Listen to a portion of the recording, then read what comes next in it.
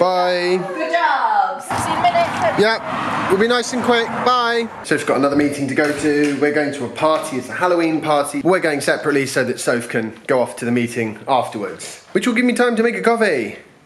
Although I had a good night's sleep last night, so I'm feeling much more energised now, which is good. Third and final caffeinated coffee for the day. Check. Yeah, sorry, Soph, I am running a little bit on the late side.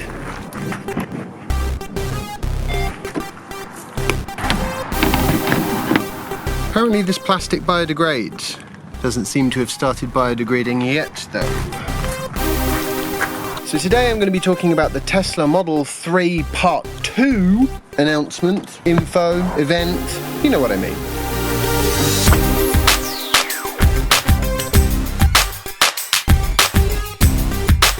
So yeah, the whole of today's vlog post is just going to basically be all about Tesla, Tesla, Tesla and nothing else. Which shouldn't be a massive surprise because there's loads to talk about with Tesla.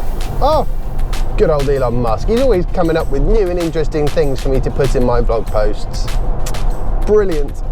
So yes, the Model 3, the Model S and the Model X, well, the ones of those that are in production at the moment, are all coming with the newly announced self-driving hardware. And this is supposed to be what they call level 5 autonomous driving, which is basically where you get to stay home and the car will go off and pick up your groceries for you or pick up the kids from school. I can definitely see some serious advantages to this vehicle.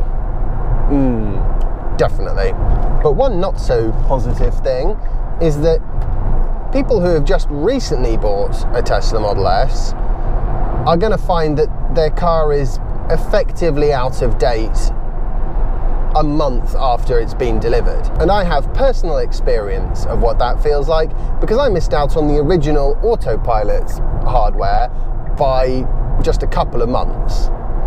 And I made peace with that because ultimately I got the car I was expecting to get, and it's amazing and I love it. And I'm not even sure I would trade 2 months of having this car for the autopilot hardware. That doesn't change the fact that people always want the latest and greatest, and when it comes to Teslas, that seems to be particularly true.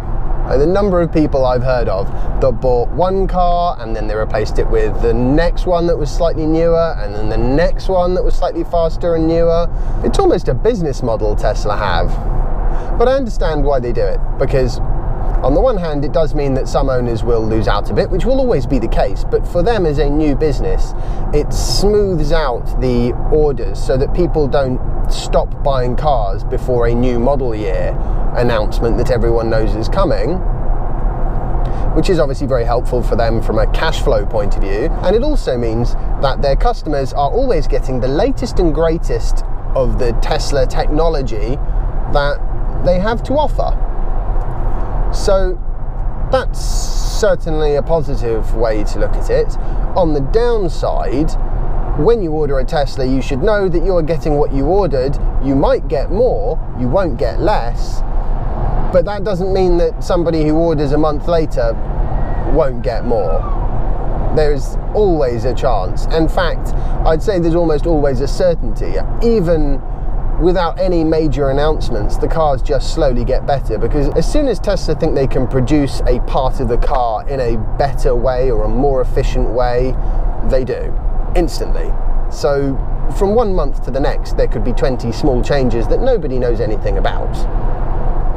And then you get the big announcements that lead to things that people do notice the absence of. And I strongly suspect that this isn't going to be a retrofittable option.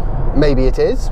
As soon as I know for sure, I'll let you know, but I suspect it won't be, because these sort of retrofits wind up costing so much that it's actually cheaper and easier for all concerned to just buy the new car and sell your old one.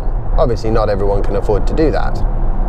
Like yours truly, I'm driving this car until I have got all the money back out of it, which should be easy because I've done 56,000 miles already, so I would not want to know what that costs in any other car.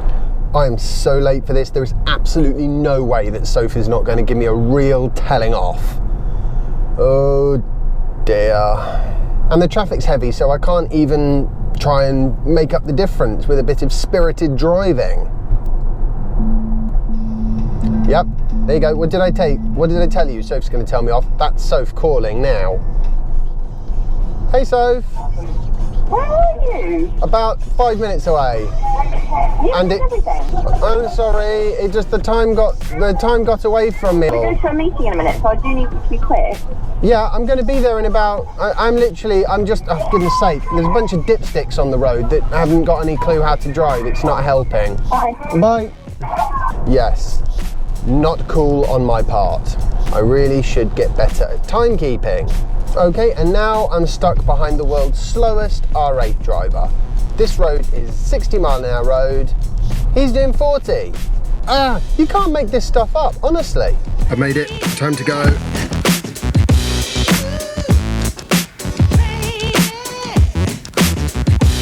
Wow, I really did miss the food. Check those out. Oh, fantastic. Those are a really good idea. Who thought that up? That's amazing.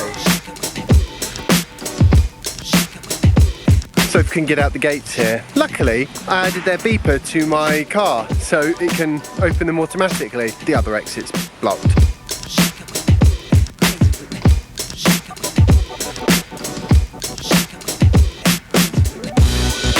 Very patient child.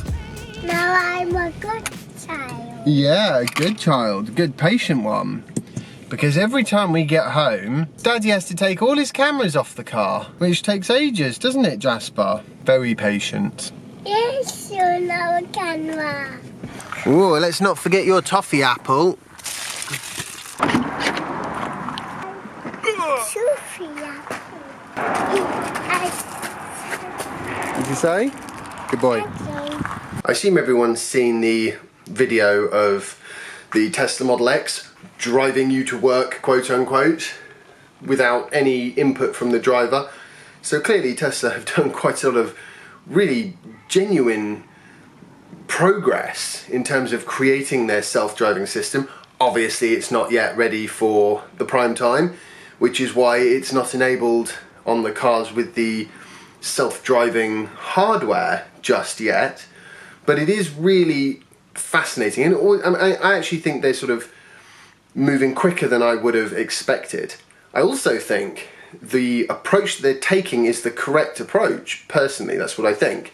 Cameras around the vehicle and sensors around the vehicle so that it's aware of its situation, but not some sort of fancy piece of hardware like LiDAR that builds a 3D world around the vehicle. Rather, relying on artificial intelligence software to build that 3D model of its environment from the sensor input. I mean, that is the way that the human brain works. So probably, and we're usually quite good drivers, although admittedly not always. I love the reference to a sort of supercomputer in your car. I hope you enjoyed today's vlog post. If you did, remember to like it and share it. And subscribe if you haven't already, and I'll see you tomorrow for the next instalment of my daily vlog. Bye!